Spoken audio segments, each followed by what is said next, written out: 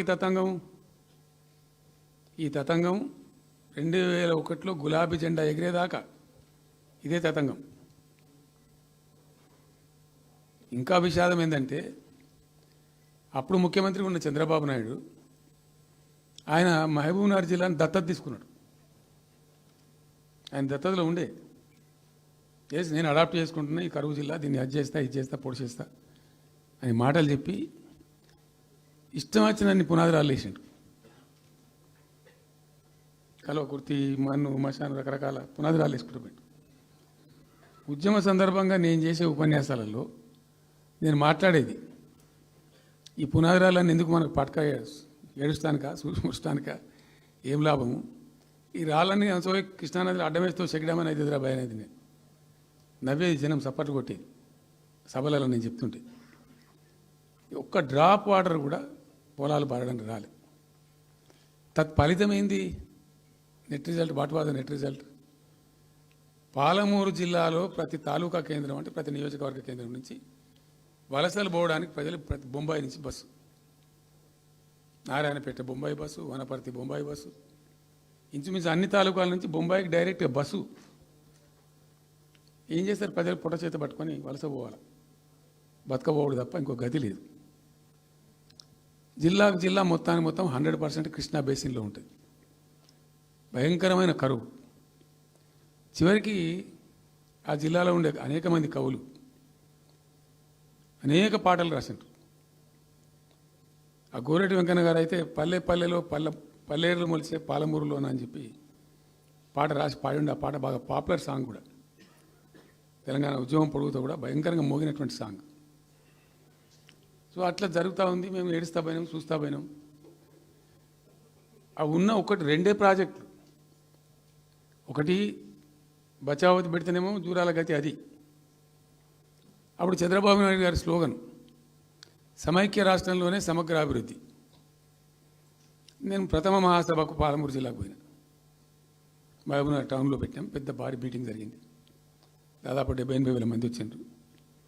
ఆ మీటింగ్లో నాకు బాగా కోపం వచ్చి, ఏమయ్యా చంద్రబాబు నాయుడు, అప్పటికి ఏంటంటే కర్ణాటకకి కొంత ముంపు ప్రాంతం ఏమిటి, దూరాల ప్రాజెక్టులో ఏంటంటే కొద్ది ముంపు ప్రాంతం కర్ణాటక రాష్ట్రంలో ఉంటుంది.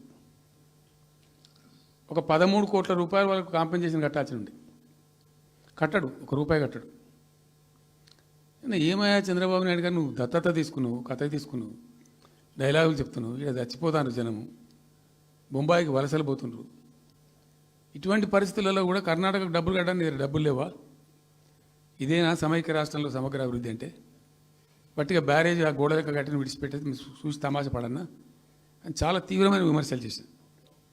మోకాళ్ళ మీద పరిగెత్తి కట్టిండి చంద్రబాబు నాయుడు. అప్పుడు ఆ కర్ణాటక చెల్లించాల్సిన కంపెన్సేషన్ ఏదైతుందో మోకాళ్ళ మీద ఉరికి నా దాడి తట్టుకోలేక కంటిన్యూగా పెట్టిన. దాని తర్వాత చంద్రబాబు నాయుడు పార్టీకి సంబంధించిన ఎమ్మెల్యేనే ఆర్డీఎస్ దగ్గర బాంబులు పెట్టి పేల్చేయడం, అది మీ అందరికీ కూడా తెలుసు. బాంబులు పెట్టి పేల్చడం 2 సార్లు 3 సార్లు పేల్చారు. నేను ఫస్ట్ ఉద్యమంలో, తెలంగాణ ఉద్యమం స్టార్ట్ అయిన తర్వాత నేను ఎంచుకున్న ఎజెండా, నా ఎజెండాలో మొదటి పాదయాత్ర నేను చేసినటువంటిది జోగులాంబ టు గద్వాల పాదయాత్ర చేసినది. ఈ అన్యాయం సంగతి ఏంది అని దాన్ని ప్రజలలో ఎండగట్టాలని చెప్పి, గవర్నమెంట్ కూడా ఒత్తిడి తేవాలని చెప్పి, ఎందుకు తెలంగాణ ఉద్యమం చేస్తున్నాం అనేది లోకానికి తెలియాలని చెప్పి నేను జోగులాంబ టు గద్వాల పాదయాత్ర చేసిన.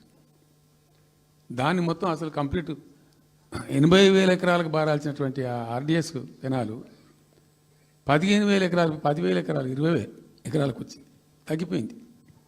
అడిగే నాతుడు లేడు. నేను అంతకు ముందే, పాదయాత్ర కన్నా ముందే స్వయంగా మేమందరం జిల్లా మహబూబ్నగర్ జిల్లా నాయకులు నేను కలిసి ఆర్డీఎస్ హెడ్ వర్క్స్ ఎక్కడ ఉంటాయంటే కర్ణాటకలో ఉంటాయి, రాయచూరు దగ్గర. అక్కడ దాకా పోయి మొత్తం ఆశాంతం ఆ కాలువ పొడవుతో తిరిగి అర్థం చేసుకొని ఆ తర్వాతనే నేను గద్వాల మన ఆలంపూర్ టు గద్వాల పాదయాత్ర పెట్టాం. తిరిగి దాన్ని ఎక్స్పోజ్ చేసినాం. అప్పుడు అక్కడ గొడవ చేస్తే మళ్ళీ అప్పుడు జూరాల లింక్ కెనాల్ని మొదలుపెట్టింది చంద్రబాబు నాయుడు.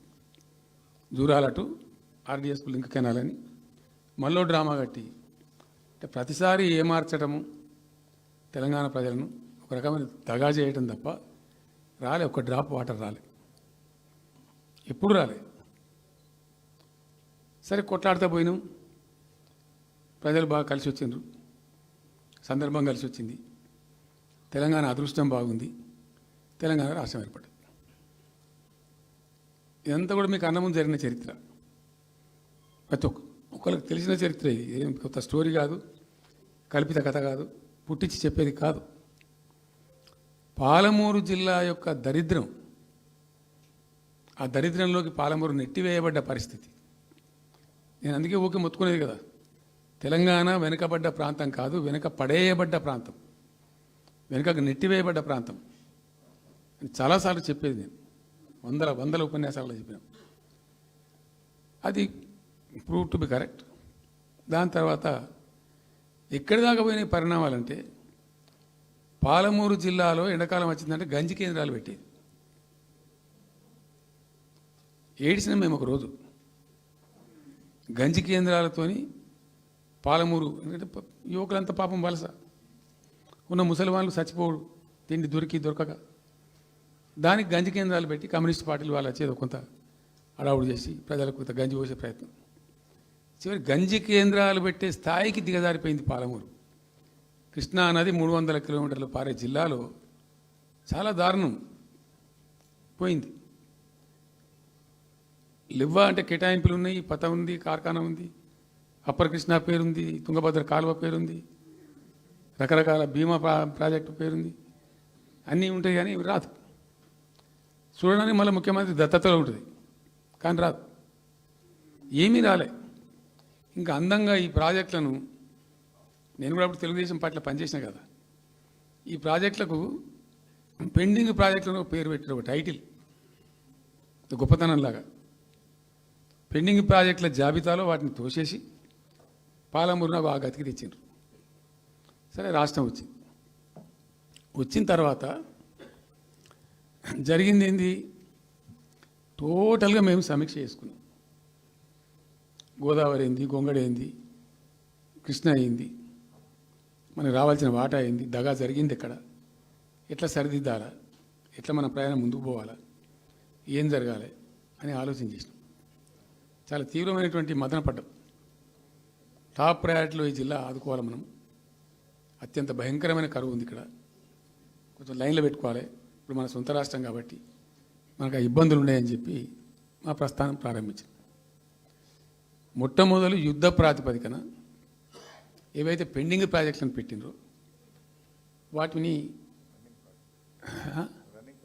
రన్నింగ్ చేసినాం. వాటిని అన్నిటికని నెట్టెంపాడు కావచ్చు, బీమా కావచ్చు, కల్వకుర్తి కావచ్చు, అన్నిటిని కూడా బ్రహ్మాండంగా లైన్లోకి తెచ్చి స్టార్ట్ చేసినాం. నికరంగా 6.5 లక్షల ఎకరాలకు ఆయకట్టు తెచ్చినాం ఆ పాలమూరు జిల్లాలో. మా గవర్నమెంట్ ఉన్నప్పుడే. ఇది అక్కడ ప్రజలందరికీ తెలుసు, అందరికీ తెలుసు, ప్రతి వాళ్ళకి తెలుసు. సామర్థ్యాలు పెంచుకున్నాం కొన్ని. నెట్టెంపాడులో భాగంగా ఒకటి రేలంపాడు రిజర్వాయర్ ఉంటుంది, అది జస్ట్ 1.5 TMs, 1/4 to 2 TMs అది ఉండే. నేను రివ్యూ చేసి అక్కడ రైతులతో మాట్లాడి, మీకు పంట పండదు, కష్టమవుతుంది కాబట్టి నేను కొద్దిగా పెంచాలని చెప్పి డబుల్ ద సైజ్ చేసినాం, 4 TMs చేసినాం, పంట పండాలి కాబట్టి. అట్లా రకరకాల చర్యలు తీసుకొని దాని ద్వారా ఆ కల్వకుర్తి లిఫ్టిగేషన్ ద్వారా, ఈ నెట్టెంపాడు ద్వారా, బీమా ఫేజ్ 1 ఫేజ్ 2 ద్వారా అన్నీ కలిపి 6.5 లక్షల ఎకరాలకు. వాస్తవం చెప్పానంటే ఎంత దుఃఖభాజనం అంటే, ఎంత బాధాకరం అంటే, కృష్ణానది 300 కిలోమీటర్లు ప్రవహించేటువంటి పాలమూరులో 30,000 ఎకరాలు కూడా పారకం లేదండి. ఆర్డీఎస్ అన్ని కలిపి లేదు, అసలు రావు, నీళ్ళు రావు, కాలువ లేదు, పొలం లేదు, ఏం లేదు. అందుకే అది వలసల జిల్లా అని పేరు ఎందుకు వచ్చింది పాలమూరుకు?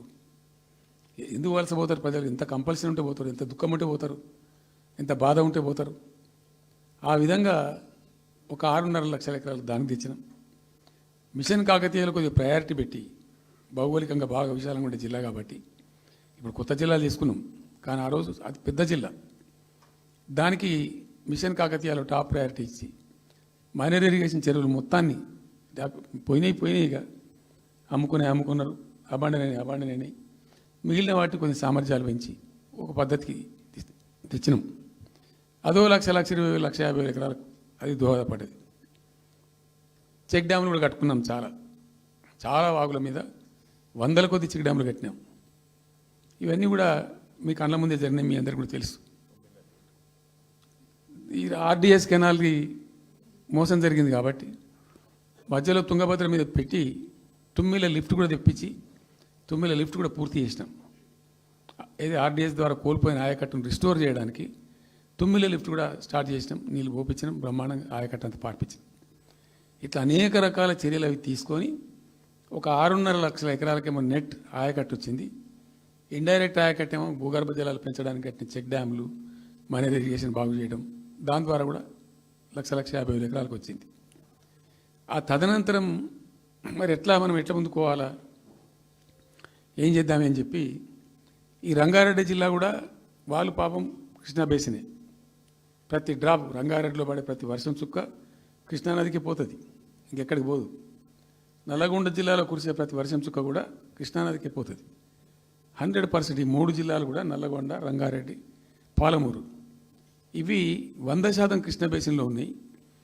మనము ఏదైతే మనకు కేటాయించిండ్రో ప్రాజెక్ట్ వైజ్నో ఇంకోటనో కంబైన్డ్ స్టేట్ ఉన్నప్పుడు జరిగినటువంటి మోసం నుంచి బయటికి రావాలంటే మనం రాష్ట్రం ఏర్పడ్డ తర్వాత కొట్టాడాలి, మన వాట మనం సాధించాలి. రివిజన్ కృష్ణా జలాల యొక్క పునఃపంపిణీ మీద ట్రిబ్యునల్ వేయించుకోవాలి, రివిజన్ పెట్టియాలి అని ఒక స్ట్రాటజీ పెట్టి దాన్ని కొట్లాను. సరే, ఇందాక నేను చెప్పినట్టు దేవుని దయ వల్ల తెలంగాణ రాష్ట్రం వచ్చింది. ఈ ప్రాజెక్టు కంప్లీట్ చేస్తూనే పాలమూరు రంగారెడ్డి ఎత్తిపోతల పథకానికి శ్రీకారం చుట్టాం. యాక్చువల్ ఫ్యాక్ట్ ఏంది, పాలమూరు రంగారెడ్డికి మేము ఆ రోజు మనసులో ఇంటర్నల్గా మాట్లాడుకొని డిపార్ట్మెంట్ కావచ్చు, క్యాబినెట్ కావచ్చు, వితిన్ ద పార్టీ కావచ్చు, ఆ జిల్లాల నాయకులతో కావచ్చు, మా స్ట్రాటజీ ఏంది, పాలమూరు రంగారెడ్డి ఎత్తిపోతల పథకానికి 170 టీఎంసీలు తీసుకోవాలి. This was the strategy of BRS government. ఎట్లా, ఎక్కడి నుంచి తీసుకోవాలా, అనేక ఆంక్షలు, మాటలు బట్టి డైలాగులు, ఏపీ నుంచి వచ్చే వ్యతిరేకత, ఇవన్నీ దృష్టిలో పెట్టుకొని ఏం చేసినాం, నికరంగా లెక్కలు తెప్పించినాం. ఈ మహబూబ్ నగర్ జిల్లాలో మైనర్ ఇరిగేషన్లో పాత చెరువులు ఏవైతే బచావ్ అవుతున్నప్పుడు లెక్క పెట్టినటువంటి చెరువులు ఏవైతే ఉన్నాయో, ఉన్నాయన్నీ మాయమైనవన్నీ, వాటి సామర్థ్యం ఆ రోజు ఎంత, ఇవాళ నెట్ సామర్థ్యం ఎంత అని లెక్కలు తీసి కేంద్రానికి సమర్పించి ఒక 45 టీఎంసీ దానికి కేటాయించింది ఆ రోజు మేము ఎంత అంటే 90.81 టీఎంసీ, 90.81 పాలమూరు రంగారెడ్డికి మేము కేటాయించింది ఆ రోజుకు. అయితే 170 ఎట్లా అంటే మరి మాకు ఇంకా వాటా వస్తుంది కదా, ట్రిబ్యునల్ వచ్చిన తర్వాత మాకు వాటా వస్తే దానిలో తీసుకున్న నీళ్ళని కూడా దీనికే మనం అటాచ్ చేసుకుంటామని చెప్పి 91 పాయింట్ తీసుకున్నాం. ఎట్లా తీసుకున్నాము, బచావత్ ట్రిబ్యునల్లోనే ఒక తీర్పు చాలా స్పష్టంగా ఉన్నది, డెసిషన్ అది, ట్రిబ్యునల్ యొక్క నిర్ణయం ఏంటిది, ఆంధ్ర వాళ్ళు మొదటి నుంచి కూడా మేము కొంత గోదావరి నీళ్లు కృష్ణా డెల్టాకి తెచ్చుకుంటాం, నాగార్జున సార్ ఆయకట్టుకు తెచ్చుకుంటాం, మరో దాన్ని తెచ్చుకుంటాం అనే పద్ధతులు మొదలుపెట్టి తెచ్చుకున్నారు. దాంట్లో భాగంగా 80 టీఎంసీలు వాళ్ళు తీసుకుంటున్నారు. ఇది పోలవరం కట్టి ఆ కెనాల్ అప్పుడు వైఎస్ రాజశేఖర్ తవ్విండి కదా, పట్టిసీమ లిఫ్ట్ పెట్టిండ్రు, ఇనీషియల్ లిఫ్ట్ పెట్టిన తర్వాత ఇప్పుడు కెనాల్ అయింది. సో దాన్ని 80 టీఎంసీలు వాళ్ళు వాడుకుంటున్నారు, ఎక్కువనే వాడుకుంటున్నారు. సో వాళ్ళు డిపిఆర్లో సబ్మిట్ చేసినారు చాలా క్లియర్గా స్పష్టంగా, ఏమని 80 టీఎంసీలు మేము తీసుకుంటున్నాం, 80 టీఎంసీలు పైన 5 రాష్ట్రాలకు బచావ్ ట్రిబ్యునల్ ప్రకారం ఇస్తాం. అది 3 రాష్ట్రాలకు ఇస్తారు, తెలంగాణ రాష్ట్రానికి, కర్ణాటకకు, మహారాష్ట్రకు. తెలంగాణకు 45, వాళ్ళిద్దరు కలిపి 35, కర్ణాటకకు 21 టీఎంసీ, మహారాష్ట్రకు 14 టీఎంసీ.